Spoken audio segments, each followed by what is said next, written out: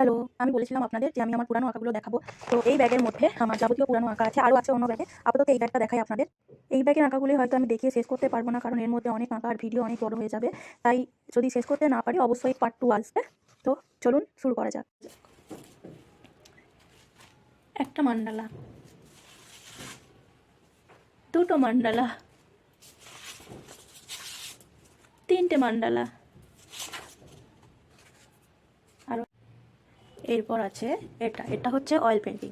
ঠিক আছে, আর আপনারা যে এই যে পেপারটা দেখছেন, এটা সেলোফেন পেপার আর এটা ব্ল্যাক ওই সেলোটেপ। আমি নিজেই এটা নিজে বানিয়েছিলাম বাড়িতে। এটা একটা অয়েল পেন্টিং, এটা একটা পেন আর্ট,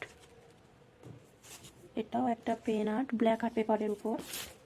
এটা অয়েল পেন্টিং, আচ্ছা এটাও পেন আর্ট। এগুলো অনেক পুরানো, এগুলো লকডাউনের সময় আমি করেছিলাম। এই যে তখন একটা করেছিলাম বই মার্ক আর কি, বুক মার্ক। এটাও একটা পেন আর্ট, এটা ওয়াটার কালার, এটা ওয়াটার অ্যান্ড পেন মিক্সড।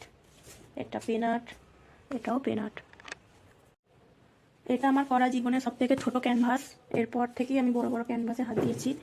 এটাও একটা পেন আর্ট, এটাও একটা পেন আর্ট, এটা অয়েল পেন্টিং, এটাও পেন আর্ট, এটা ওয়াটার কালার, এটা ওয়াটার কালার নয়, এটা অ্যাক্রিলিক কালার, এটা হচ্ছে অয়েল পেন্টিং, এটাও পেন আর্ট, এটাও পেন আর্ট।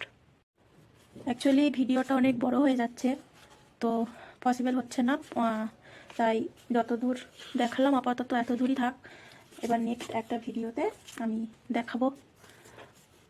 তো আপনারা এগুলো স্পষ্ট দেখতে পাচ্ছেন। এটা একটা অয়েল পেন্টিং। আজ আপাতত এতটাই, নেক্সট একটা ভিডিওতে আরও আঁকা আমি দেখাবো।